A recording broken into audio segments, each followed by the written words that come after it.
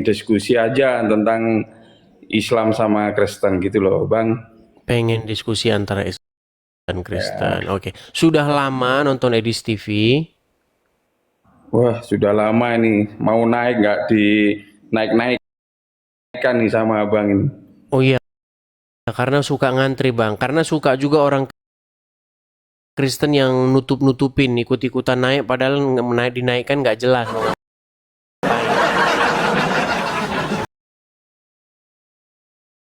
Oke, Iya. yang mau Anda bahas nih apa? Silakan. Yang saya mau tanyakan itu kan Abang kan sering bilang Muhammad, ya. Mm-mm. Nah, Muhammad itu yang dimaksud itu siapa? Soalnya di Indonesia itu nama Muhammad itu kan banyak kan gitu, Bang. Oke, baik. Saya Ya, juga punya teman namanya Muhammad juga banyak. Yang saya maksud itu adalah Muhammad yang diyakini oleh orang Islam sebagai seorang nabi, sebagai seorang rasul. Tetapi oleh orang Islam, nabi atau rasul itu diperlakukan tidak seperti manusia lain. Dipuja, dipuji, dituhankan oleh umat Islam. Kencingnya Muhammad diminum, ludahnya Muhammad ditangkep, buat parfum, keringetnya wangi. Muhammad diperlakukan mbak dewa. Dewa saja nggak diperlakukan seperti Muhammad. Coba Bang, betul atau tidak dalam riwayat-riwayat agama Islam, Muhammad dikultuskan sedemikian rupa. Kencingnya diminum, benar kencingnya diminum?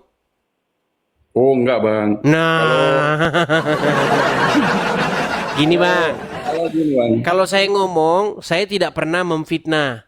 Saya bisa tunjukkan dalil-dalilnya bahwa kencing Muhammad itu diminum. Nanti kalau saya ngomong, Anda nggak percaya. Gimana kalau saya kutip ceramah seorang ustadz, banyak ustadz yang mengatakan kencing Muhammad diminum? Ya, kalau mempercayai omongan samean kamu ya, Bang ya. Ya ada yang benar, ada yang enggak, Bang, gitu loh. Oke, Kalau masalah masalah masalah kencing Nabi kencing, diminum itu benar atau tidak?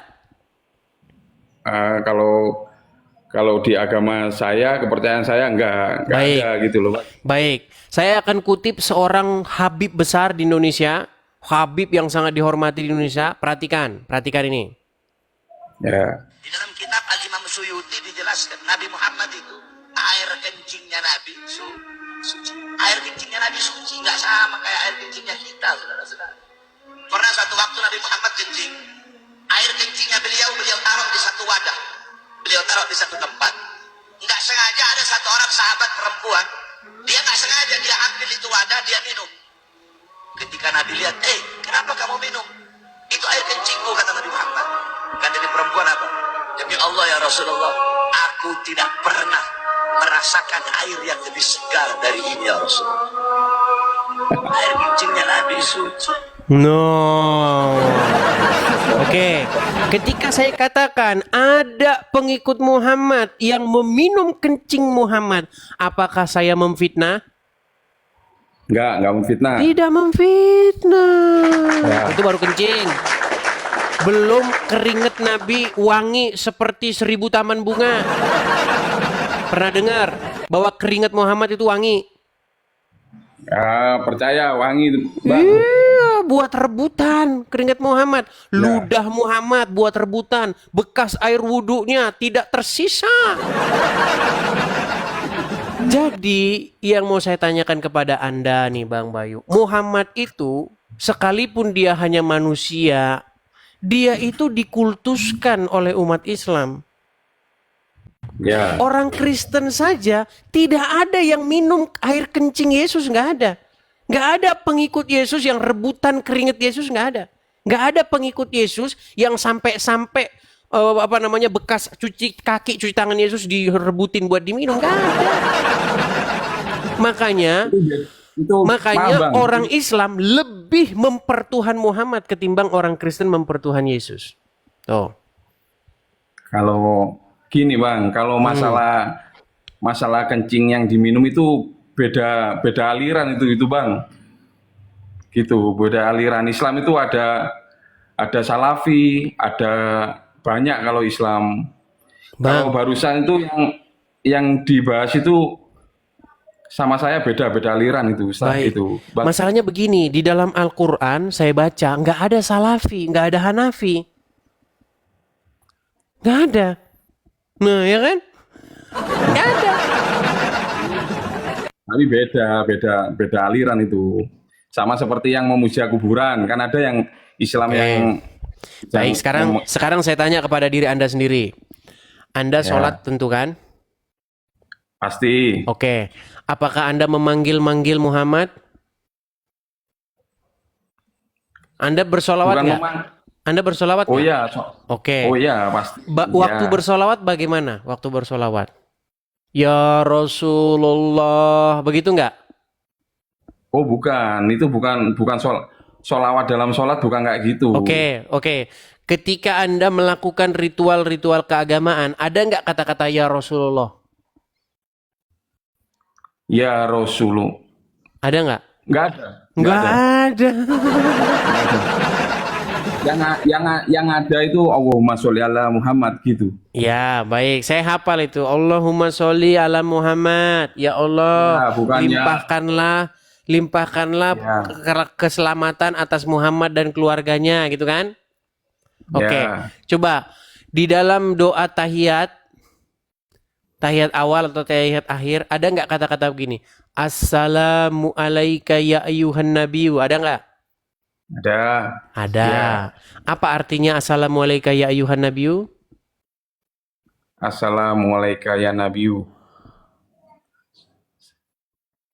Sejahtera untuk keluarga Nabi Muhammad. Bukan.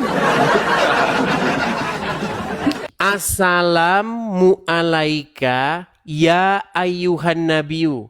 Salam sejahtera kepada engkau wahai nabi. Ya. Nah, ketika Anda mengucapkan salam sejahtera kepada engkau wahai nabi, Anda sedang berbicara dengan siapa? Sama Allah itu kalau sholat. Jadi Anda berbicara kepada Allah, salam sejahtera kepada engkau wahai nabi gitu. Ternyata Allah, ternyata nabi. Bagaimana ini Anda ini? Soalnya gini Ustaz, gini itu Bang. Saya kan nggak seperti Abang, tahu Injil, tahu Al-Quran kan sudah dipelajari semua. Nah, kayak saya kan ya cuma mengerti agama Islam, nggak mempelajari gitu-gitu gitu loh Iya, Bang. makanya saya pernah mengeluarkan statement begini. Alasan seseorang masih Islam itu adalah karena dia tidak memahami agama Islam. Makasih Pak Agus Ibrahim. Jadi sekali lagi saya katakan Bang, kenapa orang itu Islam? Kenapa kok bisa dia itu masih Islam? Karena dia nggak ngerti apa itu Islam. Seandainya dia mengerti apa itu Islam, maka dia tidak akan percaya lagi terhadap agama Islam. Nah, Ya seperti itu kan Anda nih. masalah keyakinan itu. iya, saya tahu Anda meyakini Islam, Anda percaya bahwa Islam kebenaran karena statement Anda barusan, karena Anda tidak terlalu memahami agama Islam itu apa. Begitu, Bang.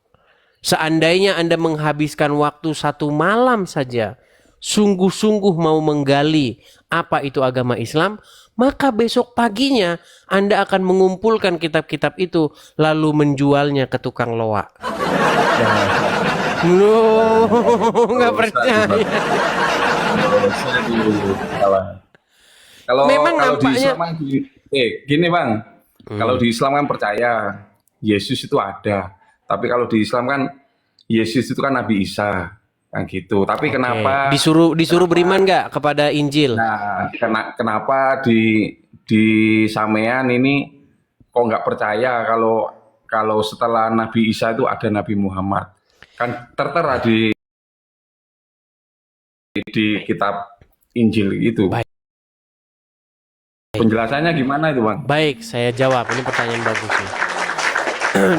Kami orang Islam percaya kepada Isa atau Yesus. Kenapa kalian tidak percaya kepada Nabi kami? Nah, pertanyaan bagus. Bukankah tertulis di dalam Injil dan Taurat kalian tentang Nabi kami? Gini bang, setelah saya baca Injil, setelah saya baca Taurat, saya baca bolak-balik dari halaman ke halaman. Tidak ada ditemukan nubuatan akan datangnya seorang nabi bernama Muhammad. Nggak ada. Itu adalah karang-karangan dari orang Islam sendiri. Ada ayat di dalam Al-Quran bilang begini. Sesungguhnya mereka akan mendapati namanya tertulis di dalam Taurat dan Injil. Mereka mengenal Muhammad seperti mereka mengenal anak mereka sendiri. Dicek di dalam Taurat, dicek dalam Injil, nggak ada. Bahkan, Anda tahu ada riwayat di mana sahabat Muhammad yang bernama Umar ibnu Khattab, dia pernah kedapatan membawa lembaran-lembaran Taurat. Tahu apa reaksi Muhammad? Tahu nggak apa reaksi Muhammad?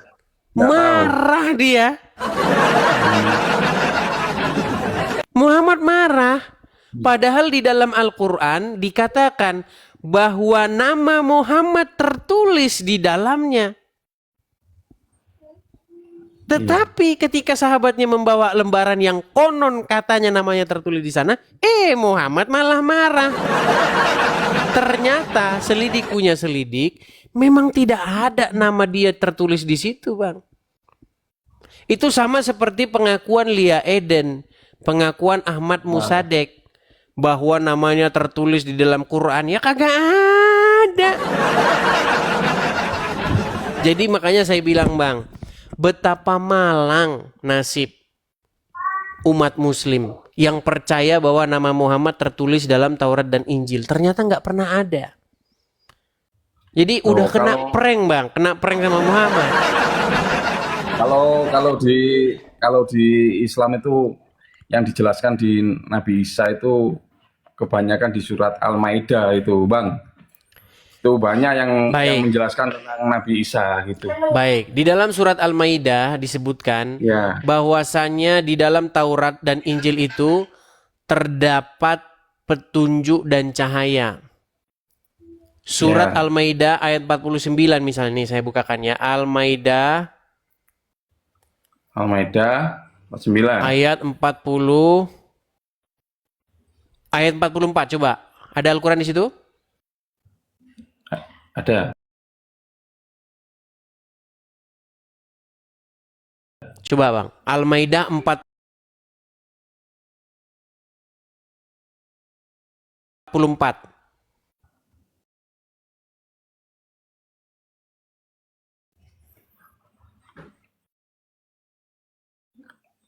Ini Al-Maidah 44 yang berisi tentang perintah Allah kepada umat manusia. Coba silakan bacakan. Sesungguhnya kami telah menurunkan kitab Taurat. Ya, khususnya untuk Bani Israel. Oke, coba silakan Anda bacakan.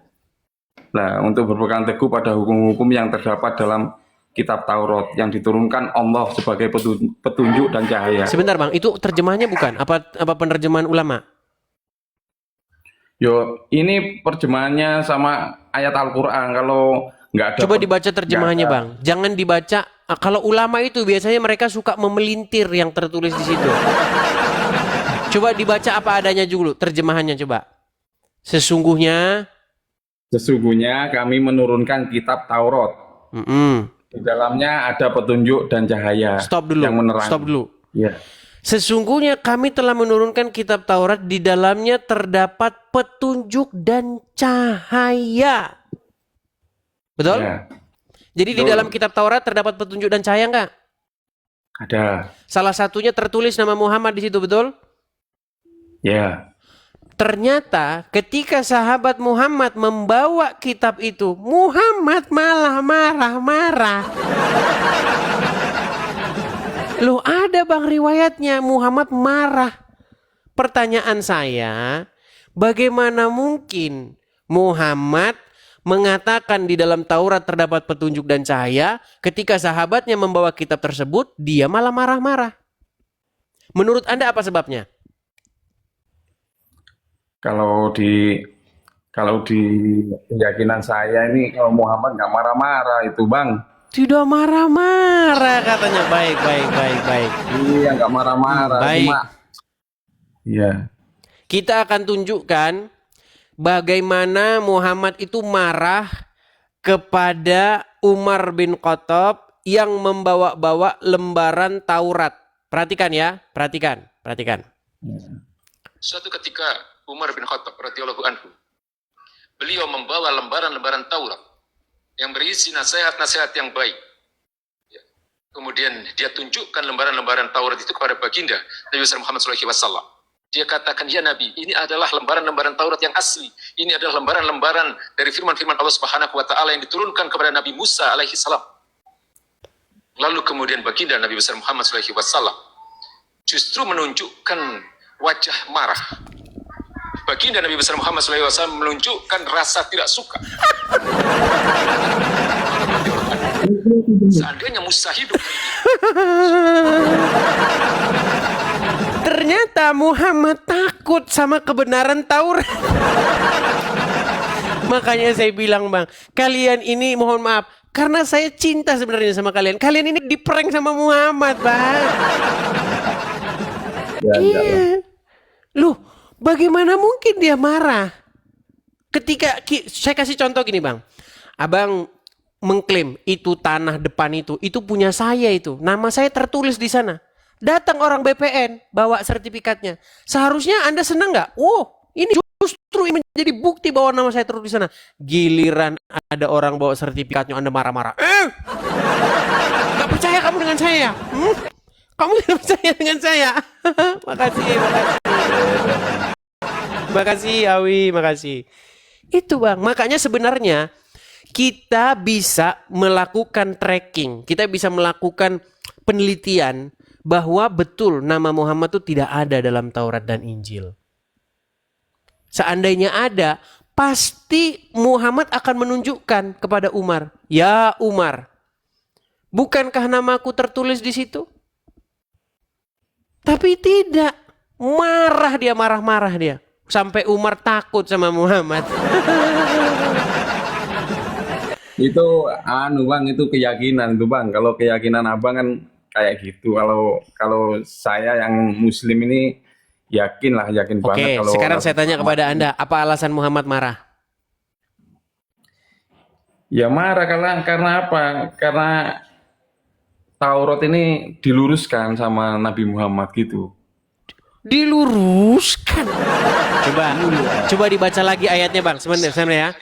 Saya bacakan lagi ayatnya bang. Tunjukkan bang. Gitu. Baik, saya tunjukkan. Bagaimana mungkin Anda katakan diluruskan? Saya balikin. Masa kitabnya Allah diluruskan sama Muhammad? Apa pangkatnya Muhammad? Saudara-saudara.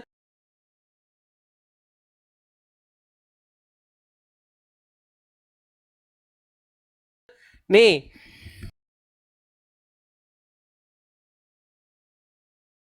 Surat Al-Maidah ya. Ayat 44. Perhatikan ya. Sesungguhnya kami telah menurunkan kitab Taurat. Di dalamnya petunjuk dan cahaya. Apakah ada di sini di dalamnya terdapat kecacatan? Di dalamnya terdapat kebengkokan? Ada nggak? Ya. Hah? Nggak ada. Tidak ada. Lalu yang mau diluruskan sama Muhammad yang mana? Bagaimana mungkin Allah ingin meluruskan kitab yang terdapat petunjuk dan cahaya?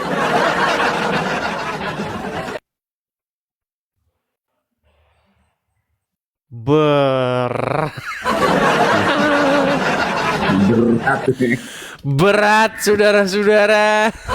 Ya, tapi gini bang, tapi kalau apa namanya, kalau dibaca semua, kalau dipotong-potong ya gitu. Kalau dibaca semua. Oke, silakan ya dibaca semua. Silakan dibaca semua. Ya, itu sih, tak lagi ya, saya anu ya, Hmm. saya balik ya. Ya, silakan. Silakan. Mana dah? Hmm. Nah, ini Yo. Itu kelihatan Bang ya. pelintirannya atau terjemahannya? Ya, terjemahannya ini. Oke, silakan. Silakan Anda bacakan. Yo. Di surat, di mana ini? Di surat Al-Maidah 44 yang Ya. berisi, sesungguhnya kami telah menurunkan kitab Taurat. Hmm. Nah, itu. Di dalamnya ada petunjuk dan cahaya yang menerangi, yang dengan kitab itu diputuskan perkara orang-orang Yahudi oleh nabi-nabi yang menyerahkan kepada Allah, oleh ulama-ulama dan pendeta-pendeta mereka. Disebabkan Itu mereka, tafsirnya itu, Bang. Itu bukan ayat Quran iya. itu. Itu Oh, adalah ini ya, terjemahannya aja, Bang. Gini. Yang saya agak sedikit memprihatinkan gini. Bukankah Al-Quran itu sendiri mengklaim bahwa dirinya itu lengkap, terperinci, jelas? Bagaimana Quran yang sudah lengkap, terperinci, jelas dijabar-jabarkan lagi sama para ulama, seolah-olah para ulama menganggap Allah itu kurang lengkap, kurang menjabarkan. Bang, coba balik lagi kameranya, Bang. Kita ngobrol-ngobrol ringan nih, Bang, seputar diskusi Islam Kristen ya. Saya mau tanya, Bang. Menurut Anda, Bang, apakah Allah itu kurang detail, kurang jelas, kurang mengena ketika dia menyampaikan firman-Nya? gimana Bang? Apakah Allah ketika dia berfirman, firman-Nya itu kurang detail, kurang jelas, kurang bisa dipahami oleh orang? Oh, kalau surat Al-Quran itu ya sudah jelas Bang, nggak ada bengkoknya yang Oke. sudah dijelaskan sama Abang itu. Kalau sudah baru jelas, kenapa ulama kurang kerjaan nambah-nambahin firman Allah? nambah-nambahnya mana Bang? Coba tunjukin Bang. Oke, Gitu. sekarang saya tanya, apa fungsi tafsir Al-Quran? Ya untuk menjelaskan Bang, tafsirnya Karena Bang. kurang jelas. Ya enggak. Loh, kok untuk Kan jelas ada kurang yang- jelas? Udah jelas, dijelaskan lagi. Gimana sih? Coba, penjelasan siapakah yang terbaik? Penjelasan ulama atau penjelasan Allah? Maksudnya itu diperjelaskan itu biar lebih mudah dipahami. Coba kan ini gitu. simpel nih. Penjelasan siapakah yang terbaik? Penjelasan ulama atau penjelasan Allah? Ya penjelasan Allah lah. Penjelasan Allah. Kalau begitu, mana yang lebih baik dibaca oleh kaum muslimin? Penjelasan Allah apa penjelasan ulama? Ya penjelasan Allah. Nah, lalu kenapa ada kitab-kitab tafsir ulama? Ya, itu maksudnya biar lebih dipahami gitu Bang. Berarti tidak lebih jelas penjelasan Allah kalau begitu. Makanya saya bilang, setiap orang muslim mengucapkan sesuatu tentang agama Islam, di situ dia berbohong bahkan kepada dirinya sendiri. Saya punya gambarnya nih. Saya itu kalau ngomong Bang, bukan sembarang-sembarang ngomong.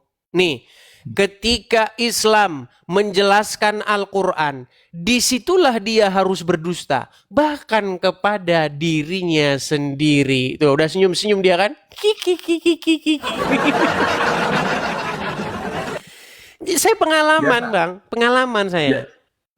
Ya sama seperti kitab yang diyakini sampean kan kitab Injil ya. Itu kan juga ditafsirkan sama sampean kepada orang-orang percaya nih sampean kan Enggak gitu. ada kami tafsir-tafsirkan, kami baca saja begitu. Ya enggak lah, biar tahu yang memahami biar lebih tahu kan gitu Bang. Enggak Sama saja Bang. Enggak ada. Lagi pula begini. Di dalam agama Islam, banyak umat itu dikatakan begini, kalau mau paham Al-Quran harus belajar kepada tafsir ini, tafsir itu. Kalau nggak belajar tafsir ini, tafsir itu, Anda tidak mengerti. Betul? Betul nggak ada semacam seperti itu? Kebudayaan atau sebuah apa? Kebiasaan yang mengakar mendarah daging seperti itu dalam agama Islam. Betul nggak? Kalau yang memahami itu Bang, itu beda-beda aliran itu Bang. Kalau saya itu enggak kayak gitu. Gitu. Kalau memahami ya harus baca Al-Qur'an sama terjemahannya kan gitu. Bukan Oke. tafsir-tafsir gitu. Bukan tafsir-tafsir. Jadi menurut Anda tafsir-tafsir harus dibuang. Ya, tafsir itu menjelaskan itu Bang bagi yang nggak mengerti kan gitu. Sama seperti yang dibaca sampean itu kitab Injil kan sama. Nanti kalau menerangkan kan gitu sama saja. Iya, maksud saya berarti lebih jelas kitab Allah apa lebih jelas kitab tafsir? Kitab Allah. Oke, di dalam kitab Allah di mana ada perintah untuk sunat? Nah, itu sunat itu. Saya kalau sunat itu bukan perintah Allah itu, Bang. Itu Sunat wahyu. bukan perintah Allah. Lalu perintah siapa? Itu. Perintah Ya, siapa? Nabi Muhammad. Muhammad mendapatkan perintah dari siapa tentang sunat itu? Ya, dari Allah. Berarti perintah siapa? Allah. Nah kan? Bukan perintah Allah tapi perintah Allah. Iya. Makanya saya bilang teman-teman ketika Islam menjelaskan Al-Quran, disitulah dia akan membodohi dirinya sendiri. Oh, enggak gini. Gini, Bang. Tapi gini Bang, saya pengen Gini kan, kita loh. itu belajar jujur yuk. Jujur sama Iya. diri sendiri, jujur sama lawan bicara kita, gitu loh. Gini loh, Kalau Bang. kita Gini Gimana? loh, bentar mau omong saya. silakan. Gitu loh. Hmm. Untuk masalah perintah sunat kan dari dokter pun kan ada penjelasan. Dari Gitu loh. dokter nih. Apakah agama Islam ada ketika ada dokter? Si dokter yang itu, agama Islam sudah ada sebelum dokter itu lahir, setuju? Sebelum dokter yang ngomong tentang sunat itu lahir, agama Islam sudah ada di zaman Muhammad, setuju? Setuju. Oke, pertanyaan saya, yang nyuruh sunat itu siapa? Agama itu. Agama Iya, Islam itu perintah yang dari siapa? Asal usulnya Dari perintahnya dari siapa? dari Allah. Tadi Anda katakan bukan perintah Allah. Dari Allah. Bang. Kan, Oke, kan di gini, Quran Bang. mana? Kan Di gini. Quran mana Allah berfirman untuk supaya orang muslim bersunat? Gini, Abang sunat belum? Abang sunat belum? Bang, ini bukan Ya, Bang. perkara saya, Anda, Loh, enggak. Udin, Fulan Ya. sunat atau belum. Ini perkara sunat itu perintah dari siapa? Dari Allah, Bang kan sudah bilang. Bang, Oke, dari di Allah. Quran surat berapa? Nah, kan saya kan sudah bilang, Bang, saya ini bukan ustadz. Nah, baiklah, oke lah. Gitu. Oke lah Bang Bayu. Terima kasih Nih, Bang Bayu. Ya mau tanya bentar, aku mau tanya bentar. Apalagi? Abang sunat juga apa enggak? Bang, Nih, sunat jawab itu dong. Nah, baik, enggak, baik, anu. baik. Sama pertanyaan saya loh, Bang. Ya, baik. Begini. Pertanyaannya begini. Kalau orang Kristen itu tidak ada diwajibkan untuk bersunat. Orang Kristen itu tidak diwajibkan untuk bersunat karena orang Kristen itu bukan mengikuti atau tidak masuk ke dalam perjanjian dengan hukum Taurat, tidak. Tetapi dengan darah Yesus. Materai perjanjiannya bukan sunat lagi, tetapi darah Yesus. Ya. Terus Seperti pertanyaan itu. saya dijawab, Bang. Abang Ya itu kan sunat sudah apa- menjawab. Gimana Anda itu? Loh, Abang sunat apa belum? Jawab, sunat Loh. belum? Jawab. Bang, Jawab. Bang, masalahnya begini. Kita ini di sini bukan membicarakan alat kelamin, Bang. Heran. Muslim ini sukanya bicaranya alat kelamin aja loh. Loh. Enggak kan Abang dulu yang bilang. Iya mau diapain, Bang? Kalau sunat itu nggak sunat mau diapain? Anda ini nekat yang nyata pertanyaan-pertanyaan Anda ini. Oke lah, kita berikan kesempatan kepada muslim yang lain ya. Kita kasih kesempatan kepada yang ngerti lah. Ngerti isi Al-Quran, ngerti isi hadis begitu ya.